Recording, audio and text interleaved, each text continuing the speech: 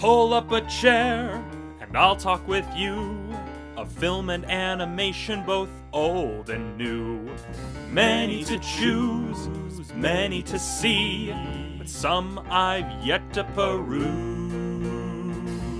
There's so much to see in this great world of ours, be they classics homegrown or gems from afar. So join me, friend, and I'll show to you films and animation, both old and new.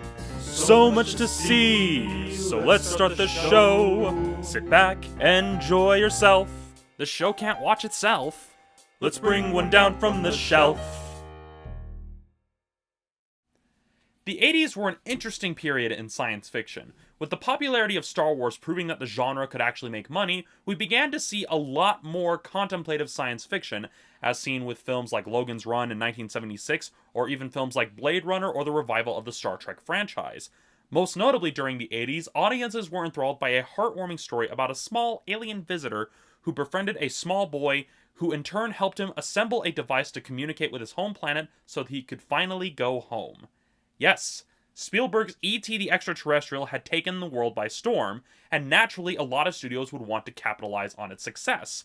While you have surface-level imitators like Mac and Me, you also have other films that, while similar in premise, manage to take on that same mythic quality that made E.T. popular in the first place. And it is one such forgotten classic we'll be taking a look at today, with Batteries Not Included by Matthew Robbins. Now, I know it's not really a knockoff given that Spielberg was the producer, but the similarity is undeniable, but it also has some similarities in terms of how the film is structured and executed. Now, instead of just doing a straightforward review, we're instead going to take a look at how the film takes the mythic fairy tale structure and uses it to tell its story. The story starts out with black and white photos that give us a glimpse into the upbeat, optimistic days of old, these days being the moderate prosperity that came in the wake of the Allied victory in World War II.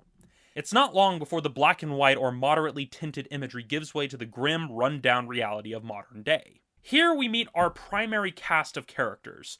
First, the old married couple, Frank and Faye, played by real-life married couple Hume Cronin and Jessica Tandy. The struggling artist Mason, played by Dennis Boutsikaris, the expectant mother Marissa, played by Elizabeth Pena, and the retired boxer Harry, played by Frank McRae. Together they are the tenants of a run-down apartment complex that is scheduled for demolition in order to make way for a new business complex. Goons sent by the real estate mogul continually harass these poor tenants in order to get them to leave so the building can finally be torn down. Naturally, this has begun to wear the tenants down, with Frank and Faye's old friends Sid and Muriel moving away at the start of the film.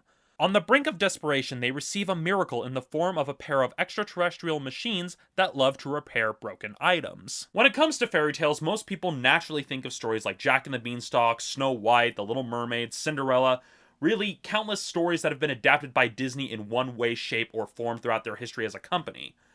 What makes Batteries Not Included work as a fairy tale really comes down to two things that really makes any fairy tale story work: its sense of wonder and mystery, and its simplistic execution. The main fairy tale corollary that comes to my mind is The Elves and the Shoemaker, another story about downtrodden people coming into sudden good fortune. In most interpretations, the story follows an elderly couple as the focus, or at the very least, a couple without children, down on their luck and on the verge of losing everything they have. Suddenly, they find that various items have been built or repaired.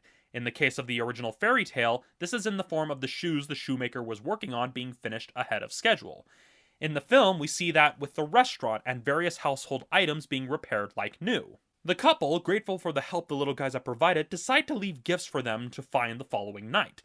While this doesn't happen exactly like that in the film, we have the tenants of the apartment complex working to provide the little guys with plenty of machinery and electricity to survive as thanks for helping them keep the building. Still not quite sure how they work, but thankful all the same. The original story, and this film in particular, illustrates the moral of hope in the face of adversity. The film takes it a step further by showing the power of a group coming together for a common goal, as the tenants lived in relative isolation from one another prior to the arrival of the little guys. As a story, Batteries Not Included has all of the classic hallmarks of a fairy tale, with the added flourishes that help build atmosphere and develop the extended cast of characters. It's pretty much everything you could ever want in a fairy tale movie, just with alien robots instead of elves or fairies. Now, as a film, it's the perfect kind of family film that has equal parts drama and comedy and fantastical whimsy, giving us a simple but very entertaining story. If you wondered what it would look like if you took the whimsy of E.T. and combined it with the sense of hidden wonder from films like Honey, I Shrunk the Kids, I could not recommend this film highly enough.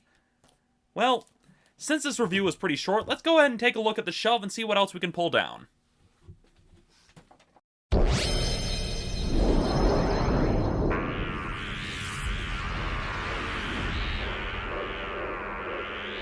That's not normal.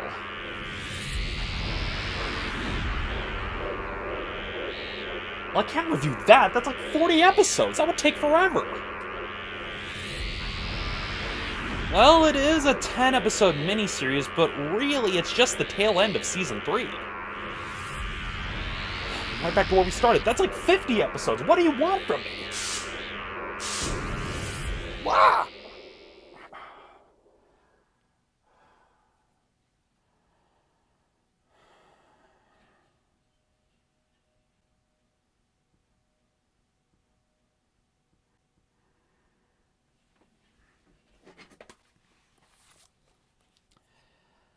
Well, I guess since this review was so short, I'm following it up with a double feature.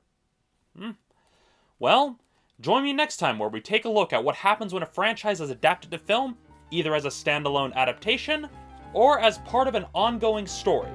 Next time on From the Shelf.